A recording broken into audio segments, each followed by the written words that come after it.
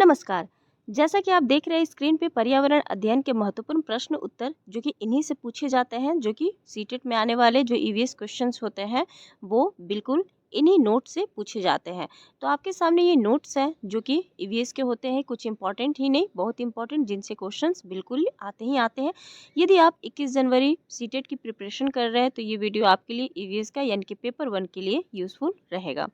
चलिए EVS notes में teaching exam के लिए जो कि सीटेट के लिए किस प्रकार के क्वेश्चन आते हैं, इनमें से कौन कौन से क्वेश्चन पूछे जा सकते हैं, इनको हम देख लेते हैं। चलिए स्टार्ट करते हैं। सबसे पहला आपका यहाँ पर गाय के गोबर और मिट्टी से वर्ली जनजाति यानी कि वर्ली आर्ट कला बनती है। ओके, यदि ये नोट्स आप पढ़ लेते हैं तो आई होप्स काफ़ी सारे डाउट्स भी क्लियर होंगे, और जिनके पास नोट्स नहीं अवेलेबल है ईवीएस के, जो पेपर 1 की प्रिपरेशन कर रहे हैं सीटेट में, तो उनके लिए ये यूज़फुल बिल्कुल रहेगा वीडियो।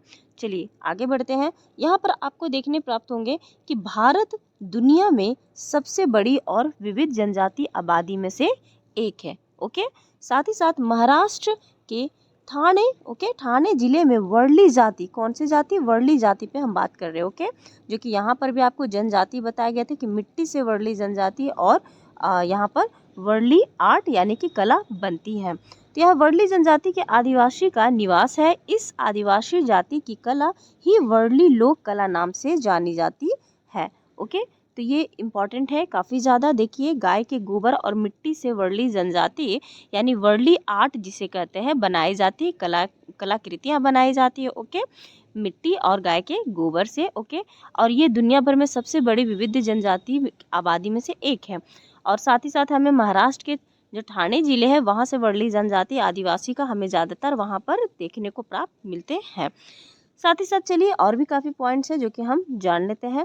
यहाँ पर वर्ली के बारे में और क्या आपसे कहा जा रहा है कि वर्ली जनजाति महाराष्ट्र के दक्षिण से गुजरात, कहाँ से, दक्षिण से गुजरात की सीमा तक फैली हुई है। कौन सी जनजाति, वर्ली जनजाति। ओके, हम वर्ली जनजाति पे बात कर रहे हैं। आपका नेक्स्ट पॉइंट कहता है कि वर्ली चित्रकला एक प्राचीन भारतीय कला है। ओके, यानी आज की नहीं, वो बहुत पहले प्राचीन काल से चली आ रही है। ओके, काफ़ी पूर्व काल से। तो यहाँ पर जो कि महाराष्ट्र की एक जनजाति, क्या अभी हमने पढ़ा ना, वर्ली जनजाति जो महाराष्ट्र से रिलेटेड है, द्वारा बनाई जाती है, और यह कला उनके जीवन में मूल सिद्धांतों को प्रस्तुत करती है। ओके, नेक्स्ट पॉइंट आपसे कहता है कि वर्ली जो चित्रकला के चित्रों में मुख्यतः क्या आपको देखने को प्राप्त होता है, उसमें आपको देखने को प्राप्त होता है फसल पैदावार, जो कि ऋतुओं में जो होती है, अलग अलग ऋतुओं में अलग अलग प्रकार की जो फसलें होती है, उनसे पैदावार होने वाली आपको फसलों के बारे में देखने को प्राप्त होता है। शादियाँ देखने को मिलता है, उत्सव देखने को मिलता है, जन्म होता है, यहाँ तक कि धार्मिक को भी दर्शाया जाता है। धार्मिक अलग अलग प्रकार की जो भी अपनी अपनी सबकी धर्म होता है, धार्मिक धार्मिक जो भी है उन सब चीज़ों को इसमें आप सभी को दिखाया जाता है। ओके, जैसे कि आप धार्मिक त्योहारों को भी समझ सकते हैं कि धार्मिकता को दिखाया जा सकता है, क्योंकि त्योहारों से मुख्यतः धार्मिकों को प्रदर्शित किया जाता है ना, सही तरीके से। आपका नेक्स्ट पॉइंट कहता है कि यह कला यानी कौन सी कला जो ये वर्ली जनजाति लोग इस्तेमाल करते हैं, यह कला वर्ली जनजाति के सरल जीवन को भी दर्शाता है। ओके, यानी कि वो उनके जीवन जिस प्रकार से जीवन को भी जीने का तरीका भी हमें बताता है।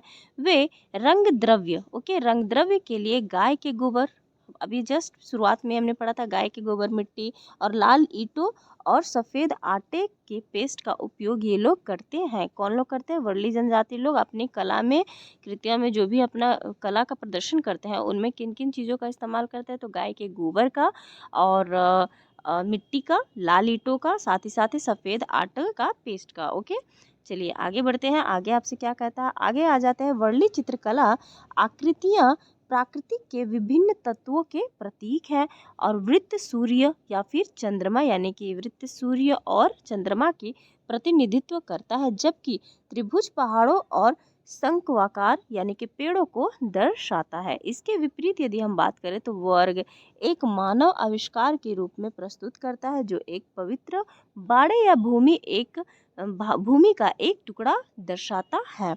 महाराष्ट्र की प्रमुख जनजाति जो कि कौन कौन सी, वर्ली, खोंड, भैना, ओके, कटकरी, भुंजिया, राठवा और धोड़िया है, ठीक है। साथ ही साथ और भी जनजातियों के बारे में भी आपको इसमें मतलब बता दिया जा रहा है, क्योंकि हम ऑलरेडी अभी वर्ली जनजाति के बारे में बात कर रहे हैं, उनसे जुड़े चित्रकला आकृतियाँ जो भी उनसे प्रदर्शित है उस समय चीज़ों से, उनके जो जीवन से संबंधित है, उन सभी चीज़ों के बारे में हमने अभी पढ़ा, जाना और देखा किन किन चीज़ों का वो इस्तेमाल करके अपना कलाकृतियों में प्रदर्शित करते हैं। साथ ही साथ इनके अलावा और भी जो मुख्य जनजातियाँ हैं उनके बारे में भी आपको यहाँ पर अवगत करा दिया गया कि जो उनके प्रमुख जनजातियाँ कौन कौन से आते हैं। वर्ली के अलावा खोंड, ओके, खोंड, फिर यहाँ पर बहना, फिर कटकरी, है ना, भुंजिया, यहाँ पर राठवा, फिर धोनिया, ये सब भी है, ओके। नेक्स्ट चलिए आगे बढ़ जाते हैं महाराष्ट्र में, यानी कि महाराष्ट्र में वर्ली चित्रकला पिंगुली चित्रकथी चित्रकथी प्रदर्शित है। चलिए झारखंड की बात करें तो झारखंड में देख लेते हैं। झारखंड में पैठक, जादूपटिया चित्रकला, सोहराई कला, कोहरव यानी कि कोहवर कला, गूंज कला, कुर्मी कला, मुंडा कला, तूरी कला, घाटवाल कला प्रसिद्ध है।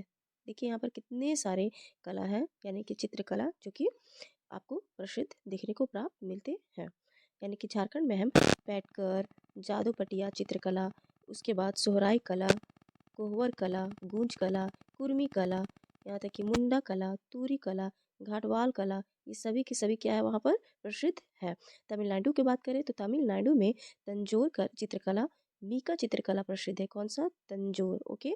और साथ ही साथ मीका चित्रकला। उत्तर प्रदेश की बात करें तो उत्तर प्रदेश में सांची लघु कला प्रसिद्ध है, ओके।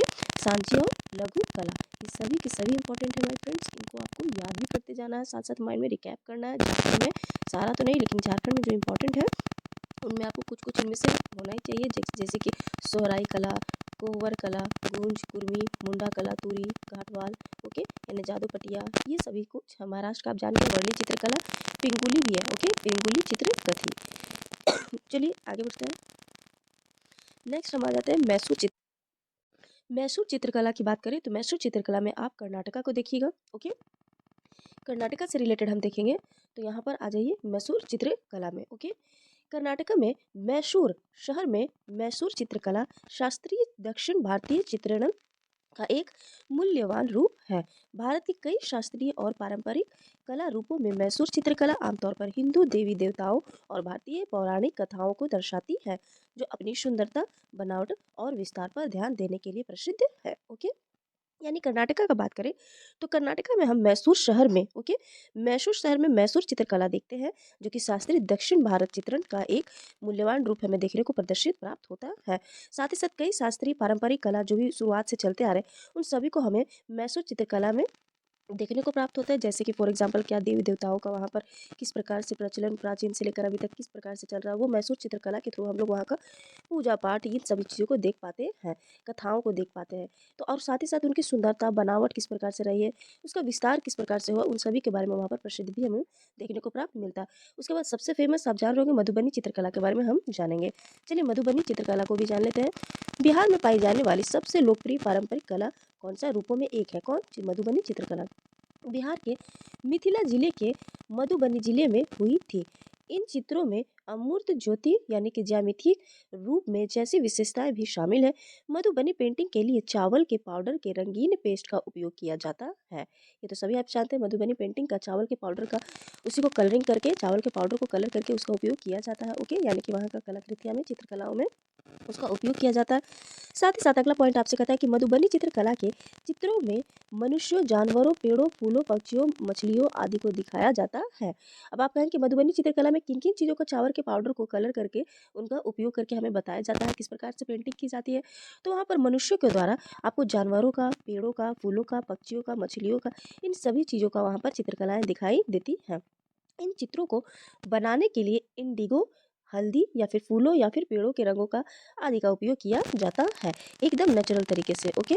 साथ ही साथ कावड़, यहाँ पर नेक्स्ट पॉइंट बोलता है आपको, कावड़ कला राजस्थान में प्रसिद्ध है। अब आ जाइए राजस्थान में, ओके, सारा का सारा शॉर्ट में दिया हुआ है, जो कि एक नज़र बिल्कुल देख लीजिए, ज़रूरी है। अगला आपको बोलता है कि कावड़ कला कहाँ प्रसिद्ध है, वो प्रसिद्ध है राजस्थान में। नेक्स्ट आपसे बोलता है यहाँ पर कि झरना पटचित्र, ओके, झरना पटचित्र पश्चिम बंगाल से संबंधित है। यहाँ पर कलमकारी पेंटिंग बताइए कहाँ से प्रसिद्ध है, किस जगह के लिए, तो वो है आंध्र प्रदेश से संबंधित रखता है। आप कहेंगे पटचित्र, ओके, पटचित्र जो है वो भारत का एक अन्य पारंपरिक कला रूप में पूर्वी भारतीय राज्य जैसे कि कहाँ उड़ीसा और पश्चिम बंगाल में आधारित समकालीन कपड़ा आधारित यानी कि स्क्रॉल चित्रकला के लिए सम्मान शब्द है। तो यहाँ पर स्क्रॉल चित्रकला के लिए एक सामान्य शब्द है और प्लस पटचित्र का अर्थ क्या होता है, वो होता है छवि। क्या होता है, छवि। यहाँ पटचित्र कैनवास के बारे में देखिए क्या दिया हुआ है। यहाँ पर इसके बारे में दिया हुआ है नेक्स्ट पॉइंट आपसे कि पटचित्र कैनवास पर प्रस्तुत एक चित्रकला है जो समृद्ध रंगीन प्रदर्शन और कल्पनाशील रूपांकनों और डिजाइनों द्वारा चित्रित किया गया है और कार्डिनल विषयों का प्रतिनिधित्व करता है जो अवसर चित्रण में पौराणिक होता है। साथ ही साथ देखिए भील जनजाति के बारे में आपसे क्या दिया गया है। भील जनजाति राजस्थान की सबसे पुरानी जनजाति है। भील मुख्य दक्षिणी राजस्थान में रहते हैं। तो यानी कि भील जनजाति के बारे में बिल्कुल आपने सुना होगा और एकदम क्वेश्चन आया हुआ है और आता ही आता है। चाहे आप मधुबनी पेंटिंग से लीजिए, भील जनजाति से लीजिए और भी प्लस साथ ही साथ इनमें से किन्हीं भी राज्यों से रिलेटेड चित्रकला से आपसे पूछे जाते हैं। तो यहाँ भील जनजाति कहाँ से संबंधित है, दक्षिणी राजस्थान में रहते हैं। कर्क रेखा यानी कि कर्क रेखा उत्तरी गोलार्ध में भूमध्य रेखा के समानांतर कितना 33 डिग्री 30 पर, कितना 23 डिग्री 30 पर 23 डिग्री 30 कह रहा है पर ग्लोब पर पश्चिम से पूर्व की ओर खींची गई जो काल्पनिक रेखा है ना, सारी की सारी तो उसमें काल्पनिक रेखा है ना, जिसे हम ट्रॉपिक ऑफ कैंसर के नाम से भी जानते हैं। तो ट्रॉपिक ऑफ कैंसर भी कहते हैं। साथ ही साथ कर यहाँ पर कर्क रेखा की, तो कर्क रेखा भारत के 8 ही राज्यों से गुजरती है। सभी जानते हैं कौन कौन से वो 8 राज्य, उनके बारे में जान लेते हैं। मिजोरम, त्रिपुरा, पश्चिम बंगाल, झारखंड। यानी कि पहला मिजोरम, दूसरा त्रिपुरा, तीसरा पश्चिम बंगाल, चौथा झारखंड, पांचवा छत्तीसगढ़, छठा मध्य प्रदेश, सातवां राजस्थान और आठवां जो हुआ वो कौन सा हुआ, गुजरात से होकर के गुजरती है। क्या गुजरती है, कर्क रेखा। Tropic of cancer. उसके बाद कर्क रेखा का अक्षांशीय मान्य कितना है, तो वह 23 डिग्री मतलब 23 2 डिग्री। यानी कि 23/2 डिग्री उत्तरी अक्षांश। सबसे छोटा प्रवासी पक्षी छोटी यानी कि जल रंग जिसे हम स्टिंट यानी कि स्टिंट का वजन कितना है, तो 15 ग्राम जितना कम है। कितना है, 15 ग्राम जितना कम है। आर्कटिक क्षेत्र से भारत पहुंचने के लिए कितना चाहिए, 8000 किलोमीटर से अधिक की यात्रा करना पड़ता है, यानी कि यात्रा करता है जो उत्तर ध्रुवीय क्षेत्र से भारत आता है। तो ये हमें बताया जा रहा है किसके बारे में, छोटी जल रंग के बारे में। किसके बारे में, छोटी जल रंग जिसे हम स्टिंट के नाम से जानते हैं और उसका 15 ग्राम ही वजन है, लेकिन वो आर्कटिक क्षेत्र से भारत पहुंचने के लिए 8000 किलोमीटर से भी अधिक मतलब यात्रा करती है पहुंचने के लिए। तो नेक्स्ट पक्षी के बारे में देखिए, पक्षी भोजन आश्रय और प्रजनन की तलाश में प्रवास करते हैं। पक्षियों पर अब आ गए हैं। तो ये सबसे छोटे पक्षी के बारे में बताया हमें ऊपर में जल रंग के बारे में। नेक्स्ट भोजन आश्रय और प्रजनन के लिए ही वो एक जगह से दूसरी जगह जाते हैं। प्रवासी पक्षी उदाहरणों में कौन कौन से हैं, जैसे कि फ्लेमिंगो, कोयल, ब्लैक क्राउन, नाइट हेरान और उसके बाद एशियन कोयल। ये सब हमें देखने को मिलते हैं। सार फ्लोक्स की बात करें यदि हम यहाँ पर नेक्स्ट में, तो सार फ्लोमिंगो एक प्रवासी पक्षी है जो ठंड से बचने के लिए भोजन की तलाश में एशिया में प्रवास करता है। और हमिंग बर्ड को दुनिया का सबसे छोटा पक्षी माना जाता है। किन्हें सबसे छोटा पक्षी माना जाता है, हमिंग बर्ड को। तो हमिंग बर्ड यही वह पक्षी है जो पीछे की ओर उड़ता है और हमिंग बर्ड की 360 प्रजातियां हमें देखने को प्राप्त मिलती हैं। कितनी प्रजातियां देखने को मिलती हैं, 360। तो ये बहुत इंपॉर्टेंट है। साथ ही साथ देखिए हमिंग सीख पर बत्तख यानी कि सीख पर बत्तख, उसके बाद कलयूर्स, हंसावर, मत्स्य कुर्ररी और छोटे जलरंग प्रत्येक वर्ष सर्दियों के मौसम में हमारे देश में प्रवास करते हैं। तो ये ऐसे पक्षी है जो सर्दियों के मौसम में हमारे प्रत्येक वर्ष सर्दियों के मौसम में हमारे देश में प्रवास करते हैं।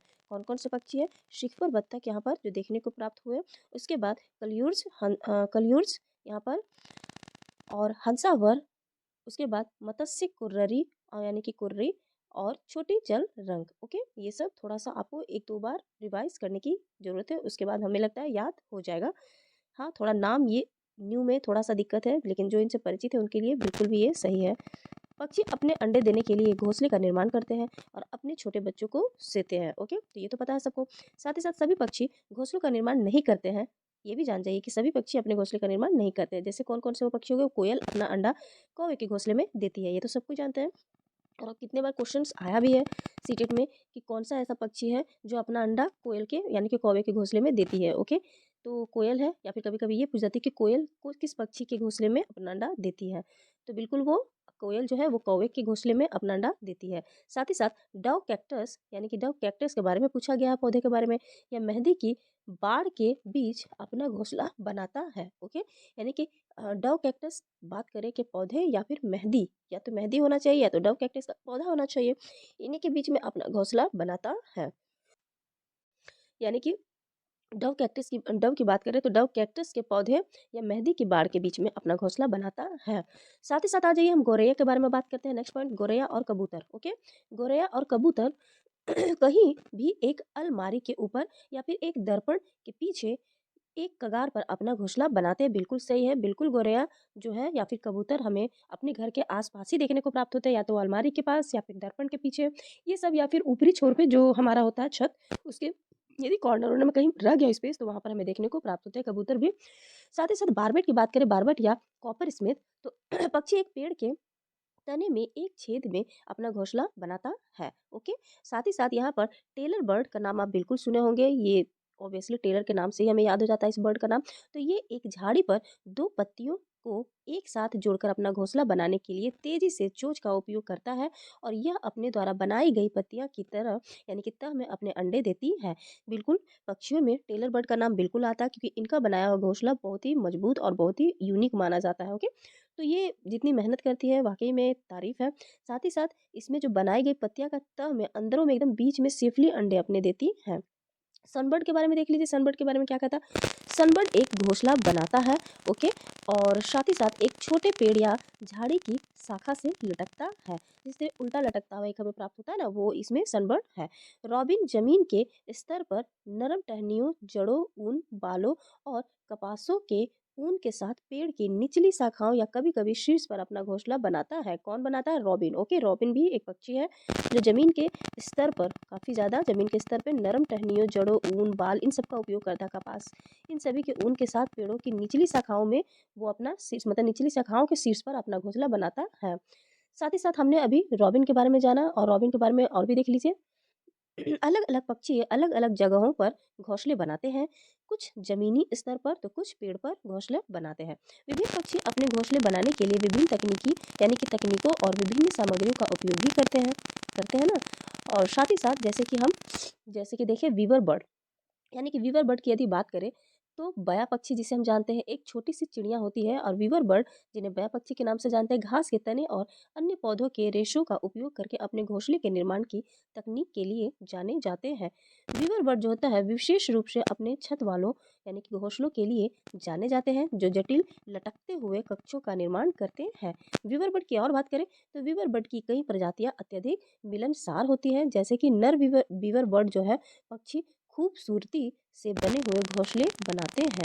ओके, ये अच्छा घोंसला बनाते हैं जो देखने में वाकई में काफ़ी ज़्यादा खूबसूरत हो। ऐसा क्यों? तो ऐसा इसलिए ताकि मादा वीवर बर्ड सभी घोंसले को देखती है और उसे जो सबसे अच्छा लगता है यानी कि जो भी घोंसला सबसे अच्छा बना हुआ हो उसे चुनती है और तय करती है कि उसे किस घोंसले में अंडे देने हैं। ओके, यानी कि डिपेंड करता है मादा वीवर पर कि वो अंडे किसके घोंसले में देंगे, इसलिए घोंसला अच्छा बनता है। ओके, यानी कि नर वीवर बर्ड से पक्षियों की अलग-अलग विशेषताएँ होती हैं, सभी की अलग-अलग चोंच, गर्दन के पंख, आँखें आदि होते हैं, ये तो बिल्कुल सही है। अब नेक्स्ट देखिए मैना पक्षी क्या बोलता है? मैना पक्षी तिलियर परिवार की प्रजातियाँ हैं। कौन से परिवार की प्रजातियाँ हैं? तो वो तिलियर। ओके, मैना को बात करने और किसी भी आवाज़ की नकल करने की क्षमता के लिए जाना जाता है। जैसे कि मैना अफ्रीका, भारत और दक्षिण पूर्व एशिया में पाई जाती है। ओके, साथ ही साथ भारत में इन्हें मैना के नाम से जाना जाता है, यानी कि अलग-अलग जगह पे अलग-अलग नाम से भी जाना जाता है। ये ज़रूरी नहीं कि हम मैना को मैना नाम से जान रहे हैं, तो अदर जगह भी मैना को ही मैना नाम से जाना जाता है। जैसे वो अफ्रीका में भी मिलती है, ओके, दक्षिण में भी मिलती है भारत के, और पूर्व एशिया में भी पाई जाती है। कौन सी? मैना पक्षी। भारत में इसे मैना नाम से जानते हैं, अदर जगह अदर नाम से भी जानते होंगे। तो मैना मध्यम कद की होती है, यानी कि ज़्यादा हाई कद की नहीं होती है, नॉट स्मॉल, मध्यम कद की होती है, और उनके पैर मजबूत होते हैं। वे लटके से अपना सिर पीछे की ओर ले जा सकती है। ओके, झटके से, सॉरी, ओके, झटके से यहाँ पर कह रहा है, क्या कह रहा है? झटके से, यानी कि मैना का ये सबसे इंपॉर्टेंट पॉइंट है माय फ्रेंड्स, इसको देख लीजिएगा, नोट्स कीजिएगा, क्योंकि ये अक्सर पूछे जाने वाले क्वेश्चन में एक है। पक्षियों के बारे में यदि मैना से रिलेटेड पूछता है तो आपको मैना से और उल्लू से, ओके, उल्लू और मैना में कंफ्यूज कर देता है क्वेश्चन को। क्योंकि ये पूछता है कि ऐसा कौन सा पक्षी है जो झटके से अपने सिर पीछे की ओर ले जा सकता है। तो उसका जवाब मैना होगा। ओके, मैना ही पक्षी वो पक्षी है जो अपना सिर एकदम झटके से पीछे की ओर लेके जा सकती है। उल्लू की बात करें तो उल्लू भी पीछे लेके जा सकता है, लेकिन वो झटके से लेके नहीं जाता। ओके, यहाँ झटके की बात होगी तो आपको लिखना होगा, मैना पे ध्यान देना होगा। ओके, तो ये इंपॉर्टेंट है, देख लीजिएगा। साथ ही साथ यहाँ पर बात करें तो देखिए उल्लू की भी बात की जा रही है कि उल्लू एक निशाचर पक्षी है। वह दिन में सोता है और रात में जागता है। ओके, और उल्लू मांसाहारी होते हैं। वे मूषक, छोटे और मध्यम आकार के स्तनधारियों कीड़े, मछली और अन्य पक्षियों को खाते हैं। ओके, तो यहाँ पर देख लीजिए कि किस प्रकार से पूछा जा रहा है कि यहाँ पर आपको उल्लू जो है वो एक निशाचर पक्षी है, यानी कि सभी जानते हैं कि दिन में वो सोता है और रात में जगता है कौन, उल्लू, लेकिन वो मांसाहारी भी होते हैं। हो सकता है क्वेश्चन हर बार पूछे जाते हैं उल्लू और मैना से, तो इस बार पॉइंट्स को चेंज कर दे, इसीलिए जानना हर पॉइंट्स को हमारे लिए जरूरी है। ओके, यानी कि आप सभी के लिए जानना बहुत ही ज़्यादा जरूरी है। यानी कि मूषक, छोटे मध्यम के जो भी आकार के स्तनधारी कीड़े, मछली, जो भी पक्षी होते हैं उन सबको कौन खाता है, उल्लू खाता है, क्योंकि वो मांसाहारी होता है। उल्लू अपनी गर्दन को 270 डिग्री, कितने डिग्री, 270 डिग्री तक घुमा सकता है। उल्लू काफी हद तक अपनी गर्दन को पीछे की ओर घुमा सकता है। इसी क्वेश्चन को घुमा करके पूछ देता है कि कौन झटके से पूछता है या फिर पूछता है कौन 270 डिग्री से मतलब कि घुमा सकता है, कौन सा ऐसा पक्षी है। तो उसमें उल्लू और आपको वो जो मैना वाला है, इन दोनों पे याद रखना होगा। ओके, यानी कि मैना का जो झटके से सिर अपना पीछे की ओर ले जाती है और ये उल्लू काफी हद तक अपनी गर्दन को पीछे की ओर घुमा सकते हैं। इन दोनों पॉइंट में अंतर है, कंफ्यूज नहीं हो जाएगा। ओके, नेक्स्ट आता है, नेक्स्ट देखिए आपको कोयल के बारे में क्या पूछा जाता है। कोयल पक्षी अपने मधुर गीतों के लिए जानी जाती है। वे अन्य पक्षियों के घोंसले में अंडे देती है और इनका रंग काला नीला होता है। कैसा होता है, काला नीला होता है। ओके, अपनी गर्दन को काफी हद तक पीछे की ओर नहीं ले जा सकती है कौन, कोयल पक्षी। ओके, कोयल पक्षी, हर पक्षी में एक गुण नहीं होते, सब में अलग अलग डिफरेंट डिफरेंट होते हैं। साथ ही साथ आपको यहाँ पर देखने रॉनी द्वारा, ओके, रॉनी द्वारा इटली में भारत की यात्रा में इटालियन चीज़ जैसे जिसको क्या बोलते हैं पनीर को भारत लाने के लिए निर्वात, यानी कि निर्वात पैकिंग तकनीकी से पनीर सुरक्षित आ सकता है। निर्वात पैकिंग से खाद्य पदार्थों के ऑक्सीकरण को, यानी कि ऑक्सीकरण को रोका जा सकता है। निर्जलीकरण, जिसे अंग्रेजी में डिहाइड्रेशन कहते हैं, शरीर में पानी की कमी का परिणाम होता है। ओके, डिहाइड्रेशन कहते हैं जो शरीर में पानी की कमी हो जाती है। यह स्थिति तब पैदा होती है जब शरीर से निकलने वाले पानी की मात्रा दिन भर में ली जाने वाली पानी की मात्रा से अधिक हो जाती है। निर्जलीकरण को कम करने के लिए जीवन रक्षक घोल, यानी कि ORS, यानी कि इसका यूज़ करना चाहिए। जलीय वातावरण में सूक्ष्म जीवों को प्लवर कहते हैं, यानी कि प्लवर किसे कहते हैं, तो वो जलीय वातावरण सूक्ष्म जीवों को कहते हैं। उसके बाद प्लैंक्टन, ओके, प्लैंक्टन मछली के भोजन का आधार है। ओके, प्लैंटन मछली के भोजन का आधार है। ऑनलाइन कक्षाओं की अवधि में EVS शिक्षिका दृश्य बाधित विद्यार्थियों को निम्नलिखित तरीके से, यहाँ पर हम मतलब देखेंगे कि ऑनलाइन कक्षाओं में यदि बात करें, ऑनलाइन कक्षाओं की अवधि EVS में शिक्षिका दृष्टिबाधित जो विद्यार्थियों को निम्नलिखित तरीके से शिक्षण करेगी। ओके, किस प्रकार से शिक्षण, ये पेडागोजी क्वेश्चन अब आ गए हम लोग कि पेडागोजी में किस प्रकार से क्वेश्चन EVS में पूछे जाते हैं। तो यदि ऑनलाइन की क्लास हो रही हो EVS का, तो आप ही बताइए कि दृष्टि जो देख नहीं सकता है, ऐसा विद्यार्थियों को शिक्षिका किस तरीके से शिक्षण देगी। क्या वो मौखिक रूप से भी समझाएगी या फिर आवाज़ में संदेश साझा करेगी और सहपाठी के द्वारा व्याख्यान। तो यहाँ पर देखिए किस प्रकार से करेगी। यहाँ पर 3 प्रकार आपको दिया है। पहला, मौखिक रूप से भी बताएगी। ओके, जो भी लिखित बता रही है साथ साथ उनके सामने मौखिक बताएगी, क्योंकि वो देख नहीं सकते हैं। ओके, इसलिए मौखिक सुन करके वो समझ सकते हैं। आवाज़ की संदेश साझा करेगी, आवाज़ को इस तरीके से बताना है कि वो समझ जाए आवाज़ों में। ओके, उससे रिलेटेड संदेश को साझा करना है। और सहपाठी द्वारा व्याख्यान सभी बच्चे बोल बोल करके उनके सामने बात करेंगे तो और भी अच्छे से रहेगा। साथ ही साथ देखिए इंपॉर्टेंट बोलता है कि श्रवण बाधित बच्चों को शैक्षिक आवश्यकताओं के प्रबंध के लिए शिक्षिका को निम्नलिखित आवश्यकताओं के प्रबंध करना चाहिए। पहला कौन कौन सा, जैसे ऑनलाइन कक्षा के दौरान विशेष शिक्षण की सहायता लेकर के, ऑप्शन यहाँ के और भी ऑप्शन दे रहा है, ऑप्शन 2 में आपको बता केवल उनके लिए ऑफलाइन कक्षा का प्रबंध भी करके, उपशीर्षकों और साथ ही साथ अनुशीर्षकों को अपने वीडियो और PPT से जोड़ करके और अधिक दृश्यों का उपयोग करना। ओके, यानी कि ये श्रवण बाधित बच्चों के लिए है जो सुन नहीं सकते उनके लिए। ओके, तो ऑनलाइन कक्षा में उनके द्वारा शिक्षण की सहायता देना होगा, शिक्षण यानी कि TLM का भी यूज़ करना होगा। साथ ही साथ केवल उनको ऑफलाइन कक्षा का भी मतलब प्रबंध करना होगा, शिक्षकों के साथ साथ PPT का भी जोड़ना होगा, साथ ही साथ दृश्य सामग्री का भी उपयोग करना होगा, क्योंकि श्रवण बाधित है ना, इसीलिए। झूम की खेती के बारे में चले जान लेते हैं, शॉर्ट में ही आपको हर चीज़ दिया हुआ है यहाँ पर। झूम की खेती के बारे में जान लेते हैं कि यहाँ पर झूम की खेती मिंजोरम में होती है। झूम की खेती से काफ़ी ज़्यादा क्वेश्चंस यहाँ पर हमें देखने को प्राप्त मिलते हैं। भारत में पूर्वोत्तर पहाड़ियों में आदिम जातियों द्वारा की जाने वाली इस प्रकार की कृषि को क्या कहते हैं, झूम कृषि कहते हैं। इस प्रकार के स्थानांतरणीयशील कृषि को श्रीलंका में, यदि श्रीलंका में बात करें कि वहाँ क्या कहा जाता है, तो वहाँ पर आपको क्या कहा जाता है, वहाँ कहा जाता है चेन्ना। ओके, हिंदेशिया में लद्दाख कहा जाता है और रोडेशिया में मिल्पा कहा जाता है। झारखंड में बात करें झूम की खेती को, तो कुरुआ नाम, ये याद कर लीजिएगा, कुरुआ नाम से जाना जाता है। कहाँ पर? झारखंड में। ओके, झूम खेती के रूप में प्रचलित इस प्रणाली को अरुणाचल प्रदेश, नागालैंड, मिजोरम, मेघालय, त्रिपुरा और मणिपुर जैसे भारत के पूर्वोत्तर जितने भी राज्य हैं ना, उन सभी में पर्याप्त जनसंख्या के लिए खाद्य उत्पादन का एक महत्वपूर्ण आधार माना जाता है। ओके, किसको? जूं की खेती को। साथ ही साथ दक्षिण भारत में मनाए जाने वाले फसल काटने वाले मतलब कि पर्व जैसे कि ओणम, पोंगल, उगादि, ओके, उगादि और विशु है। ओके, ये दक्षिण भारत में मनाए जाने वाले फसल काटने वाले पर्व है। ओके, इसको याद भी करना होगा। ओणम केरल का एक प्रमुख त्योहार है। ओणम केरल का एक राष्ट्रीय पर्व भी है और ओणम का उत्सव सितंबर में राजा महाबली के स्वागत में प्रति वर्ष आयोजित किया जाता है। ओके, साथ ही साथ यहाँ बात करें कि पोंगल दक्षिण भारत में मनाया जाने वाला एक लोकप्रिय त्योहार है। इसे 14 से 17 जनवरी के बीच मनाया जाता है। किसान फसल पक जाने की खुशी में इसे मनाते हैं, किसे? पोंगल को। ओके, दक्षिण भारत में मनाया जाने वाला फेमस है। तो पोंगल जो है वो दक्षिण भारत में मनाया जाने वाला फेमस लोकप्रिय त्योहार है और वो 14 से 17 जनवरी के बीच मनाया जाता है। तो माय फ्रेंड्स, देखिए आज के लिए इतना ही, क्योंकि इतना ही बनाने में काफ़ी ज़्यादा लग गया। नेक्स्ट वीडियो में और भी इससे रिलेटेड काफ़ी सारे जो ईवीएस में इंपॉर्टेंट नोट्स के तौर पे आप इसे याद रख सकते हैं या लिख सकते हैं और सबको नोट्स बना करके देख सकते हैं इकट्ठा। काफ़ी सारे पॉइंट्स हमने इस वीडियो में देखा जो सीटेट में बिल्कुल पूछे जाते हैं और आपको भी पता होगा कि जो यदि आपने दिया है तो किस प्रकार से पूछे जाते हैं, नहीं दिया है तो बिल्कुल जान जाइए कि बिल्कुल इसी में से क्वेश्चन आते ही आते हैं एक दो।